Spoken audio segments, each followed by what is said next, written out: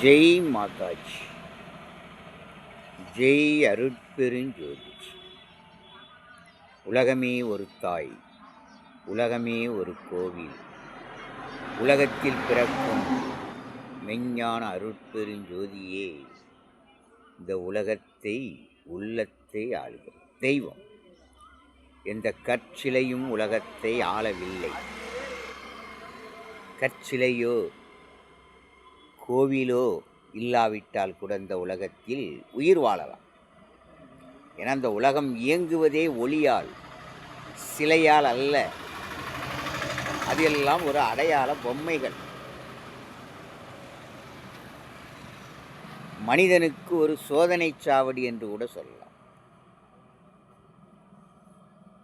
அதுபோல மக்களுக்கு, என் அன்பான பெரியோர்களுக்கு, தாய்மார்களுக்கு, என் சகோதர சகோதரிகளுக்கு, குழந்தைகளுக்கு என்று ஆன்மீகத்தை பற்றியும் அரசியலை பற்றிய சில செய்திகள், இயற்கையை பற்றிய சில செய்திகள் என்று உங்களுக்கு எடுத்துரைத்து கொண்டு இருக்கிறேன்.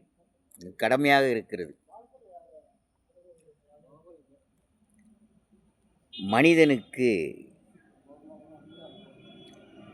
அறிவு ஒன்று. அறிவுங்கிறது ஒன்று, குணம் இரண்டு.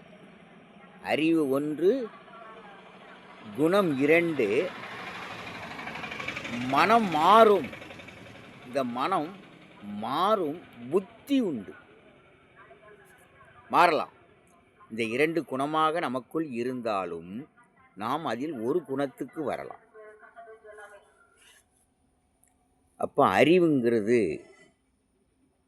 இந்த உலகத்திலே பிறக்கும் உயிர்கள் அனைத்துக்கும் கொடுக்கப்பட்டது.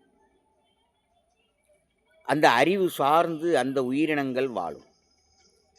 அதுபோல மனிதனுக்கும் பிறப்பிலே அவனுக்கு அறிவு கொடுக்கப்பட்டாச்சு.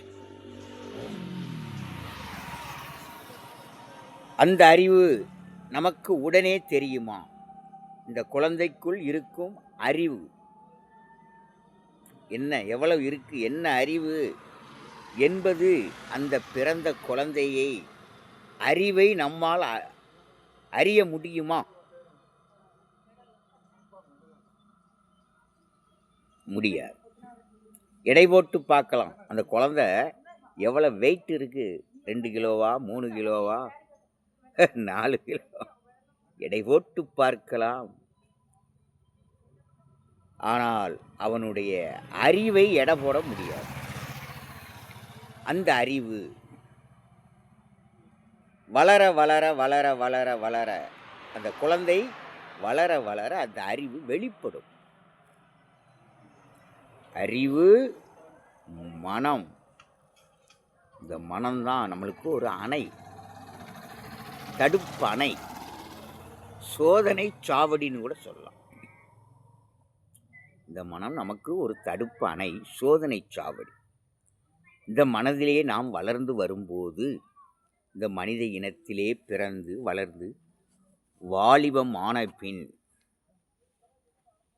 நல்லவனாகவும் வாழலாம், கெட்டவனாகவும் வாழலாம். அப்போ இந்த மனித இனத்திலே பிறந்து வளர்ந்து வாலிபமாகி இந்த மனித இனத்திற்கு யாரெல்லாம் நல்ல உதவி செய்கிறார்களோ, தர்மத்தோடு வாழ்கிறார்களோ, மனிதனாக பிறப்பது பெரிதல்ல, மனித தர்மத்தோடு வாழ்வது பெரிது. மனிதனை மனிதன் நேசிப்பதே, அன்பு காட்டுவதே முதல் தர்மம். இந்த மனித தர்மத்தோடு யார் வாழ்கிறார்களோ அவர்கள் புனிதர்கள். அவர்களால் யாருக்கும் எந்த கேடு நடக்காது. நல்ல குணம். மனம் ஒன்று.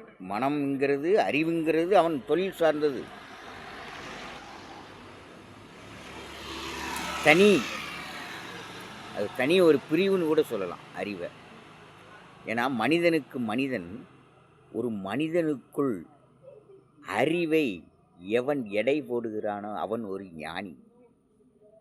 மற்றவருடைய அறிவை தனித்தனியா ஏன் இந்த வேலைக்கு இவன் ஏன் வந்தான், இந்த பதவிக்கு ஏன் வந்தான், இதை இவன் ஏன் கண்டுபிடித்தான், ஒவ்வொரு பொருளையும் இவன் எப்படி கண்டுபிடித்தான், எப்படி ஏன் அவனுக்கு இருக்க மற்றவருக்கு இல்லையே, ஏன் கண்டுபிடிப்பவன். இந்த குழந்தை எப்படி பாட்டு பாடியது, 4 வயது 5 வயது 10 வயது குழந்தைகள் பாடும் பாட்டை பார்த்தால், எம்மா இந்த பாடல்களை நீ படிப்பதற்காக எங்கும் போய் கற்றுக்கொண்டாயா, இந்த பாட்டை படிக்கிறதுக்கு எங்கே போய் பயிற்சி எடுத்தாயா, படித்தாயா? ஆஹா, இல்லை, நான் எங்கும் சென்று படிக்கவில்லை. கேள்வி ஞானம், கேள்வி வெளியிலிருந்து வர்றது, அதை கேட்பேன ஒழிய நான் போய் பயிற்சி எடுத்ததில்லை. ஒரு பாடலில் முதல் வரி தவிர அடுத்த வரி தெரியாதியா நிறைய பேருக்கு, எனக்கே தெரியாது, அடுத்த வரி பாட வராது. அந்த பாடலையும் யாரிடமும் படிக்காமல் முழுமையாக பாடி அங்கே பரிசை பெற்று செய்யும் தர்மம் பிறக்குது. எப்படி அறிவு, அப்படி வளர வளர நாம் அந்த அறிவு என்னங்கிறத அறியலாம். அப்போ ஒரு குழந்தைக்குள் இருக்கும் அறிவு, மனம், உணர்வை நாம் கவனிக்க வேண்டும். 3 வயதுக்கு அப்புறம் கவனித்தாலே தெரியும். 20 வயது தாண்டினோன்னு எந்த வேலைக்கு போயிடுவான் ஓரளவு. அப்போ இந்த பூமியிலே நீ நல்லவனாகவும் வாழலாம், கெட்டவனாகவும் வாழலாம். நல்லவனாக வாழ்ந்தால் இந்த மனித இனத்துக்குள் ஒருவருக்கொருவர் எந்த தீங்கு இருக்காது. அன்போடும் உண்மையோடும் தர்மத்தோடும் மனசாட்சியோடு வாழ்வார்கள். இல்லையே, அப்போ இந்த மனித இனத்திலே பிறந்து வளர்ந்து நீ வாலிபம் ஆனபின் இந்த மனித இனத்துக்கு தீமைகள் பல, ஒரு விதத்தில் இல்லை பல விதத்தில் இந்த தீமைகள் இருக்கிறது. பெண் இனத்தையே அவமானப்படுத்தும் கற்பழிப்பு வரை போதையும் காமமும் சேர்ந்து விட்டால் அங்கே ஒரு உயிரை பறிக்கிறது. கோபம், காமம், போதை, தீமைகள். நீ வாலிமா வளர்ந்த பின் நீ நன்மை செய்ய வேண்டும் மக்களுக்கு, யாருக்கும் தீமை செய்யக்கூடாது. ஆன்மீகமே யாருக்கும் தீமை செய்யக்கூடாதுங்கிறது தான், அதை தடுக்கிறதுக்கு தான். அப்போ அறிவு என்பது நமக்கு கொடுக்கப்பட்ட ஒன்று. அந்த அறிவிலே நாம் நல்ல தொழிலுக்கு போகலாம், நல்ல பதவிக்கு போகலாம், பெரிய அறிஞராகலாம், கவிஞராகலாம், பெரிய நடிகராகலாம். எத்தனை உன் மனம் எங்கே இழுக்குது உன் அறிவு, அதை தவிர நீ மாற முடியாது. அதுதான் உன் தலை விதி, தலை எழுத்து, இறைவன் கொடுத்த பரிசு அறிவு. எந்த விதத்திலாவது உன்னை உயர்த்தும். எது உயர்த்துது? உன் அறிவு உன்னை உயர்த்துகிறது. ஆள் நீ குட்டையா இருந்தாலும் சரி, நெட்டையா எந்த ரூபத்தில் இருந்தானே, அறிவு கொடுக்கப்பட்ட அறிவு இந்த மனிதனுக்கு. இவன் அறிவு நல்ல பெரிய பதவிக்கு போன ஒரு ஆசீர்வாதம் வாங்கிக்கிட்டு ஒருத்தன் காலில் வந்து, வாங்காத ஐயா, நல்ல பதவிக்கு போய் ஆசீர்வாதம் வாங்குத. அப்போ தர்மத்தை செய், நல்லதை செய் என்று ஆன்மீகம் போதிக்கிறது. நீ வளர்ந்து வாலிபமாவி இந்த மக்களுக்கு விரோதமான துரோகமான கேடி செயல்களை செய்து கொண்டிருப்பவன் யார்? அவன்தான் ஒரு பாவி, கேடி, அசுரன், அரக்கன், சைத்தான், சாத்தான். அவனுடைய ஒளிச்சிடணும், இருக்கவே கூடாது. அவனுவ இருக்கும் வரை மக்களுக்கு நிம்மதியே இருக்காது. மனித இனத்திலேயே பிறந்து மனித இனத்துக்கு துரோகம் செய்பவன் ஒரு கலை, நல்ல பயிரிலே வளரும் கலை போல் இந்த மனித வாழ்க்கையை கெடுக்கும் ஒரு கலை. அப்பா பாவிகள், அழிச்சிரியா, அழிச்சிரு. அழிக்காம நிம்மதி ஒரு நாளும் பிறக்காது. நீ ஜாமீனில் விட்டுட்டு மாதிரி விடுதலை பண்ணிக்கிட்டு இருக்க. என்ன நீதி, என்ன தண்டனை? ஜாமீன், முன் ஜாமீன், பின் ஜாமீன். உண்மையான காவல்துறையாக இருந்தால் புகார் மனு ஒரு மனிதன் மீது அளிக்கப்பட்டால் அவன் சரண்டராக வேண்டும். அதுதான் காவல்துறை, நீதிமன்றம், காவல்துறை. அவனை போய் பிடிச்சிக்கிட்டு காவல்துறை, ஏவல்துறை, ஏவல்துறை என்னும் ஒளியங்கிற கோஷம்தான் இருக்கு. ஏய்யா, தவறு செய்து விட்டான், இவன் லஞ்சம் வாங்கிட்டான், ஊழல் பண்ணிட்டான், பொது சொத்தை கொள்ளையடிச்சிட்டான், எவனாக இருந்தானா, எந்த விதத்தில் இருந்தான், அவன் மீது புகார் அளிக்கப்பட்டால், அவர் மீது புகார் அளிக்கப்பட்டால் அவர்களுக்கு தெரிவிக்கப்பட வேண்டும். உன் மீது புகார் வந்திருக்கிறதப்பா, நீதிமன்றத்திலேயோ காவல் நிலையத்திலேயோ சரண்டராக வேண்டும். காவல்துறையை பிடிக்கவே வேண்டாம். இன்னைக்கு அரசியல்வாதி பாருங்க, யார் எவ்வளோ ஊழல் பண்ணாலும் கைது பண்ணாத. கைது பண்ணால் நாங்கள் ஆர்ப்பாட்டம் பண்ணுவோம், போராட்டம் பண்ணுவோம், கொடியை பிடிப்போம், கோஷம் போடுவோம், எரிப்போம், வைப்போம், கடைகள்லாம் அடித்து நொறுக்குவோம், என்னெல்லாமோ பண்ணுவோம்.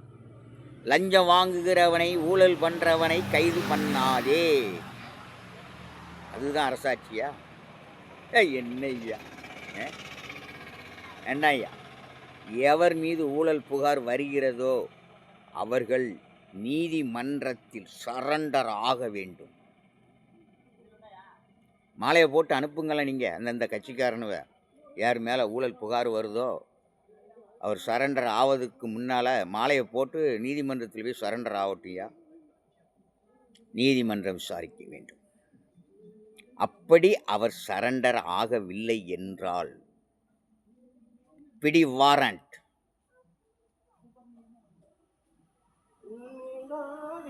பிடி வாரண்டியா, அதுக்கப்புறம் போட்டியா காக்கும் தெய்வம் காவல்துறை. அதற்கு எதிர்ப்பு தெரிவித்து யாராட்டு போராட்டம் பண்ணினால் பண்ணுங்கய்யா. என்ன அரசாட்சிங்கிறது சும்மா சினிமா காட்சி இல்லையா? அரசின் சட்ட திட்டத்துக்கு மக்கள் மதிக்க வேண்டும். அந்த அரசாட்சியும் ஆண்டவன் ஆட்சியாக இருக்க வேண்டும். ஆண்டவன் தீய பயிர்களை வளர்க்க சொல்லவில்லை. அப்போ இந்த மனம் தீய மனதாக உனக்குள் நீ இருந்தாலும் உன் குணம் மாற வேண்டும். இந்த மனம் என்னும் அணைக்கில் வரும்போது உன் மனம் சிந்திக்கும். உண்மை எது, பொய் எது, நன்மை எது, தீமை எது.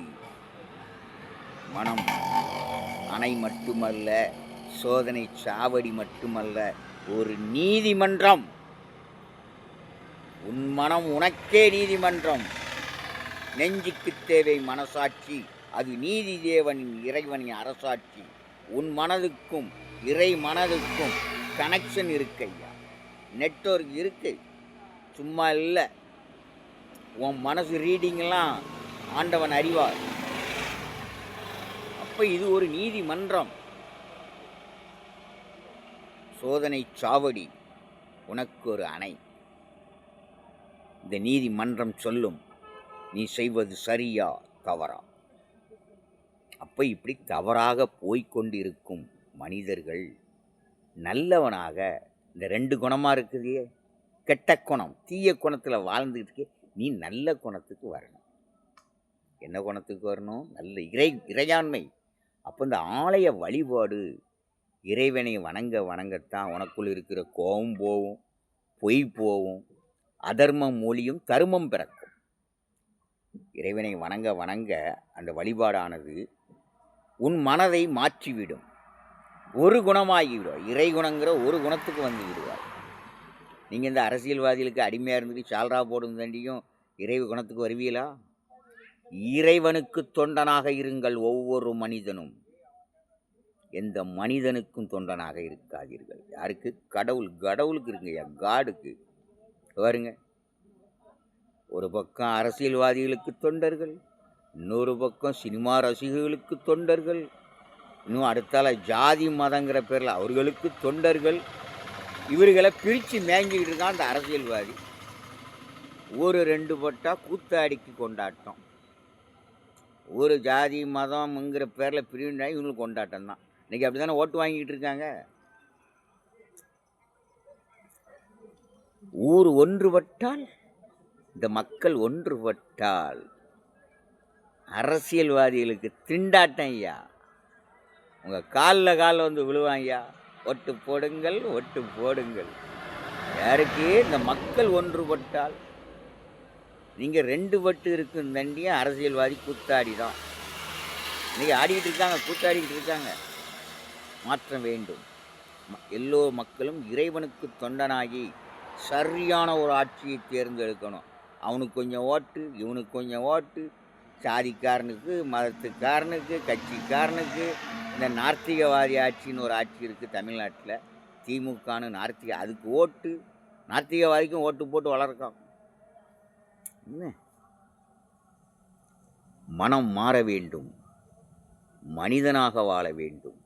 எல்லோரும் மனசாட்சியோடு வாழ்ந்தால் இந்த உலகமே சொர்க்கமாக இருக்கும். அவர்களெல்லாம் அடக்குவதற்கு தான் அரசு. பேரு தான் அரசுன்னு இருக்கு. நடந்துக்கிட்டு தான் இருக்கு. பாவத்தின் அரங்கேற்றம்.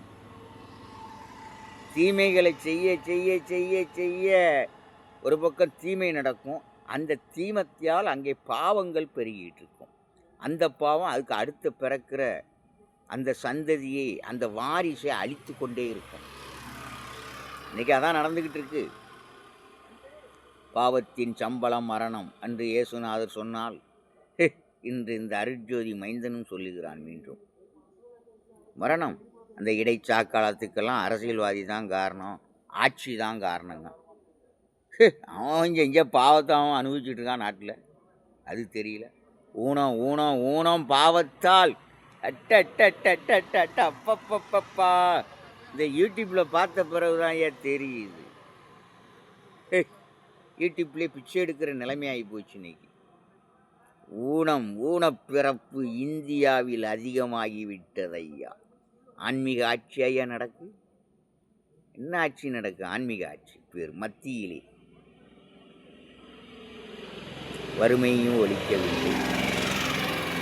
ஊனப்பிறப்பு எதால? சூனியத்தால்.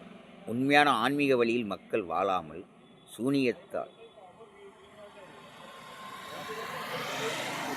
நல்ல ஆன்மீக ஆட்சியாக இருந்தால் ஞானம் பிறக்கும், எல்லோருக்கும் பிறக்கும். மனத்தெளிவு தான் ஐயா, வேற என்ன ஒரு மயிரும் இல்லை. மனத்தெளிவு. நீ தீயவனா வாழ்ந்தியா, நல்லவனா வரணும். இதயம் ஒன்று தான் எல்லாருக்கும் துடிக்கிறதும். ஆனால் அங்கே குணம், அந்த அணை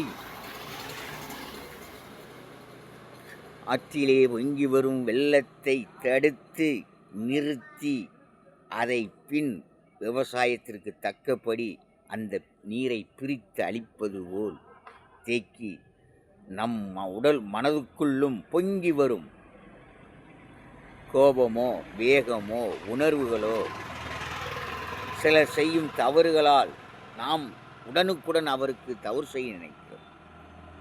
இதற்கு முன்பே நல்ல கருத்துக்களை நம் முன்னோர்கள் ஞானிகள் விதைத்து சென்றிருக்கிறார்கள். அற்புதமான கருத்தை. இன்னார் செய்தாரை ஒருத்தர் அவர் நான நன்னயம் செய்துவிடு. நன்றி மறப்பது நன்றல்ல, அன்றே மறப்பது நன்றி. யார் சொன்னா? யாருடைய குரல் ஐயா? நீங்கள் நினச்சிக்கிடுவிய. திருக்குறள். இந்த குறளை திருவள்ளுவர் என்பவர் எழுதினார். திருவள்ளுவர் என்பவர் யார்? ஒரு மனிதர், புனிதர், மனிதன். இறைவன் படைத்த இந்த உலகத்தில் பிறந்த ஒரு மனிதர். அவர் திருக்குறள் என்று ஒன்றை எழுதுகிறார். ஆன்மீகத்தின் விதையாக இருப்பதே அந்த திருக்குறள் தான். மற்றதெல்லாம் கதை என்று நான் சொல்லுவேன். திருக்குறளே விதை. அதில் இருக்கும் 2 வரிகளும் அனைத்துக்கும் விடை காண்பது போல் அங்கே கொடுக்கப்பட்டுள்ளது. அற்புதமான விளக்கங்கள் திருக்குறளிலே இருக்கிறது. இந்த திருக்குறளை அகர முதலை எழுத்தெல்லாம் ஆதி பகவான் முகற்றே உலகு. அகர முகர எழுத்தெல்லாம் ஆதி பகவான் இறைவன் முகற்றே உலகு. எழுத்தறிவித்தவன் இறைவனாவான் என்னும் எழுத்தும் கண்ணாகும். கற்க கசடர கற்றபின் நிற்க அதற்கு தக. தலைப்பில் டாப் பண்ணிட்டு விட்டேயா. யாரால்? இறைவன். அருளியவர் இறைவன். யாரு? அவருக்கு அந்த அறிவை கொடுத்தவர் இறைவன், காட். அந்த அறிவை கொடுத்து இந்த மனதை உணர்வை இயங்கச் செய்து எழுத வைத்தவர் இறைவன். இவர் ஒரு ஆணி, அவர்தான் ஞானி. யாரு? காடு. அவருடைய அருளை பெற்றதுனால் இவரும் ஒரு ஞானி. ஞானியாகிவிட்டார். அப்போ அருளியவர் இறைவன், எழுதியவர் திருவள்ளுவர். அப்போது யாருடைய குரல்? இறைவனின் குரல். திருக்குறள் என்பது இறைவனின் குரல் ஐயா. இந்த மனிதன் எப்படி வாழ வேண்டும் என்று மனம் மாறினானா? ஆனால் மனம் மாறும், புத்தி உண்டு, அறிவு உண்டு. நீ நல்வழிக்கு உன் மனம் மாறும்போது பாவங்கள் கருமங்கள் தடுக்கப்படுகிறது. உன் மனமும் ஒரு குணமாகி உண்மையான இறை பக்தியோடு வாழ உன்னை ஆண்டவன் அருள் புரிகிறார். எங்கே போய் எதை தேடணுமோ அங்கே தேடினாதானையா கிடைக்கும். இருக்க இடத்துல போய் தேடினாதானையா கிடைக்கும். இல்லாமல் கிடைக்குமா? அதுவும் கையிலேயே வெண்ணெயை வைத்து கொண்டு நெய்க்கலைந்த கதை என்று சொல்லுவார்கள். அதுபோல் இறைவன் என்பவர் உன் உள்ளத்திலே இருக்கிறார். மனசாட்சியாக சாட்சி புரிகிறார். அதில் நன்மை எது, தீமை எது, உண்மை எது, பொய் எது என்பதை கலைந்து நல்லவனாக வாழ்வதற்குத்தான் ஆன்மீகம் அன்றி சூனியத்தில் வாழ்வதற்கு அல்ல. நீ எப்படி என்ன முறையில் வாழ்ந்தாலும் நீ வாழ்வது சில காலம்தான். பிந்த மண்ணுக்கு உரம். உனக்கு எது சொந்தம்? இந்த உலகத்திலே எதுவுமில்லை சொந்தம். பந்தம், அனுபவிக்க பந்தம். இந்த உலகத்திலே பிறந்த உயிர்களில் ஏதாவது ஒரு உயிர் எனக்கு சொந்தம் என்று சொல்லுமா? அதேதான் உனக்கும். நீ மனிதனாக பிறந்து விட்டாய். புனிதனாக வேண்டும். மனிதனை மனிதன் மதிக்க வேண்டும். இன்றைக்கு அரசியல்வாதிகள் மக்களுக்கு சரியான தொண்டை செய்ய வேண்டும். இன்றைக்கு தரமில்லை, பொருளெல்லாம் தரமே கிடையாதியா. தரமற்ற நிலையில் விலை, தரம் இல்லாத நிலையில் அதிக விலையை கொடுத்து வாங்கிக்கிட்டு இருக்கோம் ஐயா. லஞ்சம் ஊழலை ஒழித்து கொண்டிருக்கும் வேட்டைக்காரன் இன்று லஞ்ச ஊழலை விரட்டுகிறார். கோடி கோடியாக அங்கே பணம் குவிகிறது. வேட்டைக்காரன் ஓடுன்னு ஓடிட்டு இருக்கான். ஊழல்வாதியும் லஞ்சம் வாங்குகிற கேடியெல்லாம் இன்னைக்கு சரியான வேட்டை. தொடர வேண்டும் இந்த வேட்டை. நம் அரசு ஊழியர்கள் குறைந்தவர்கள் அல்ல, அறிவு படைத்தவர்கள். ஒருத்தனை கூட விட மாட்டாங்க. தேட வேண்டும். அதற்கு சரியான லாக் வைத்திருக்கிறார். யார் காட்டி கொடுக்கிறார்களோ அவர்களுக்கு 1 லட்சம். அப்போ ஒவ்வொரு ஆபீஸிலையும் அங்கே ஒரு ஒற்றன் இருக்கிறான். ஒருத்தர் 2 பேர் இருக்கான். கண்டிப்பாக இருப்பான். மனசாட்சி உள்ளவன் தான் ஒற்றன். உண்மை உள்ளவன் ஒற்றன். நன்மை செய்ய நினைக்கிறவன் ஒற்றன். மக்கள் எல்லோரும் வாழ வேண்டும் நினைக்கிறவன் ஒற்றன். இப்போ அங்கே இருக்கிறதுல ஒரு 50 பேர் ஆஃபீஸர் இருக்காம்னா, வேலை பார்க்காமனா, அங்கேயும் இருப்பான் ஒற்றன். அவன் அதிகாரியாகவும் இருப்பான், பியூனாகவும் இருப்பான். காட்டி கொடுத்துருவான் 1 லட்சம். அடுத்தால இப்போ வேட்டைக்காரன். எந்த வேட்டைக்காரன் போனான்? நம்ம அரசு ஊழியர் தான்.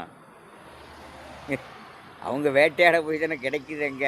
நல்ல வேட்டை தொடர வேண்டும். லஞ்சம் ஊழலும் ஒழிய வேண்டும். பொருட்கள் அனைத்தும் தரமாக கிடைக்க வேண்டும். அது ஒரு பக்கம். படைகளை அனுப்ப வேண்டும். இன்றைக்கு மக்கள் வாங்கக்கூடிய உணவு பண்டங்கள் முதல் நிறைய பொருட்கள், பல பொருட்கள் இந்த முந்தைய ஆட்சியிலே தேவையில்லா திட்டத்தை போட்டு போட்டு ஓசியில் போட்டு போட்டு போட்டு போட்டு நாசம் பண்ணிட்டாயா. முந்தைய ஆட்சியிலே, நார்த்திக ஆட்சியிலே வரியை போட்டு போட்டு உயர்த்தி உயர்த்தி தொழிற்சாலைகளிலும் கடைகளிலும் நன்கொடை வசூல், லஞ்சம் வாங்கி, அது ஒரு பக்கம் பல விதத்தில் நாசம் பண்ணிட்டான். அதுக்காக இன்றைக்கு தரம் இல்லை பொருள் இல்லாங்கிறதுக்கு விஜயை குறை சொல்ல முடியாது. இவர் இப்போ வந்தவர், இவர் ஆட்சி முடியும் போது கேட்கலாம் இவர்கிட்ட கேள்வி. நீர் 5 வருஷம் ஆண்டியற தமிழ்நாட்டை, என்னையா பொருள், தரம் இல்லையா பொருள், அப்போ பின்னால் கேட்கலாம், இப்போ கேட்க முடியாது. ஏன்னா இது முந்தையவர்கள் விதைத்த விதை. எந்த பொருளும் தரமில்லை, அளவு குறைந்து போய்விட்டது, பொருளின் அளவு சுரங்கி விட்டது, டீ நக்கி குடிக்க அளவுக்கு வந்துட்ட ஐயா. டீ நக்கி குடிக்க அட்டைக்கப்பில் குடிச்சிக்கிட்டு இருக்கோம். இன்னைக்கு விலை அதிகம், சீனி விலை, கேஸ் விலை, தேயிலை விலையை குறைங்க ஐயா. ஏழைகளின் பானம் ஐயா. அது தவிச்ச வாய்க்கு அந்த ஒரு மடக்கு டீயை குடித்தா கொஞ்சம் உடம்பு தெம்பாக இருக்கும். அது விலையும் ஏற்றிக்கிட்டே போறிய, வரியை போட்டு அடுத்தால புண்பட்ட இடத்தை புகையிட்டு ஆற்றுன்னு ஏழைகள் குடிக்கிற பீடி. அந்த பீடி 10 ரூபா 15 ரூபாய்க்கு வாங்கின கெட்டுனுக்கு 25 ரூபாயா. வரியை போட்டு போட்டு நாசம் பண்ணி விட்டான் இந்த அரசியல்வாதி. பாவிகள் பாவிகள் பாவிகள். தரமான அரசாட்சியாக இருந்தால் இன்னைக்கு இந்த 25 ரூபாய்க்கு விற்கிற பீடி கெட்டு 15 ரூபா தான் இருந்திருக்கும். அதுவும் தரமாக இருந்திருக்கும். எந்த கம்பெனி பீடி சரியில்லை, எல்லாம் டூப்ளிகேட்டு. அளவை குறைத்து, நீளத்தை குறைத்து, சின்னதாக பொடிசா சும்மா பேருக்கு இவன் கப்புன்னு இழுத்துட்டு தூர போடுதான் பீடியை பூரா. விலை அதிகம், வரியை குறைக்க வேண்டும். 24 பீடி கட்டுக்கு 15 ரூபாய் தான் விலையாக இருக்க வேண்டும். இன்றைக்கு 1 ரூபாய்க்கு விற்க வேண்டிய தீப்பெட்டி 2 ரூபா. 10 மில்லி தேங்கின 10 ரூபாயா, 1000 ரூபாயா ஒரு லிட்ரு பாட்டிலில் போட்டு விற்கான். பேரு தான் வரியை குறைச்சான், விலை ஒன்றும் குறையலை. பொருளும் தரமாக கிடைக்கப்பட வேண்டும், விலை குறைக்கப்பட வேண்டும். தேவையில்லா திட்டம் போட்டு நாட்டின் பொருளாதாரத்துக்கு வேட்டு வச்சுட்டு நீங்கள் இலவசம் திட்டம் கொடுத்தது போதும். இந்த இலவசத்தால் நாடே நாசமாக போய்கிட்டு இருக்கு. இந்த இலவச விதைய திட்டத்துக்கு விதை போட்டதே இந்த முந்தைய நார்த்திக ஆட்சியா.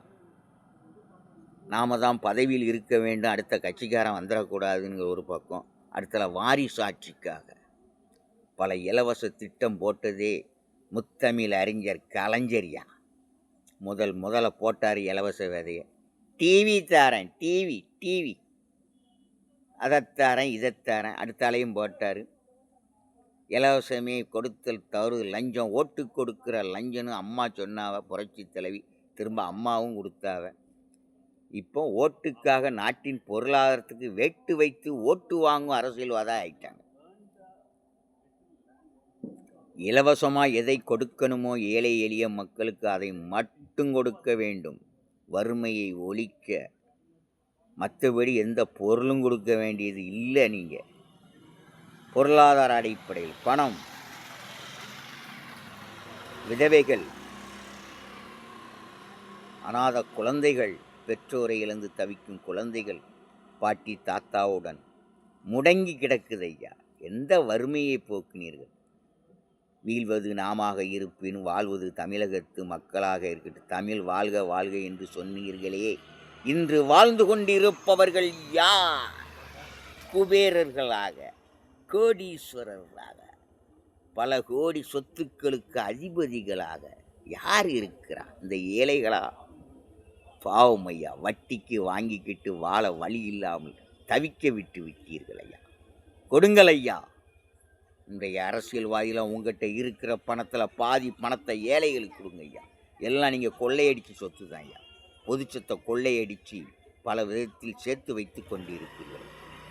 ஏழைகளுக்கு கொடுங்கள். 50-50 எல்லாம் உங்கள் கணக்கை, சொத்து கணக்கை பூரா அரசிடம் சமரிக்கப்பட வேண்டும். வரும்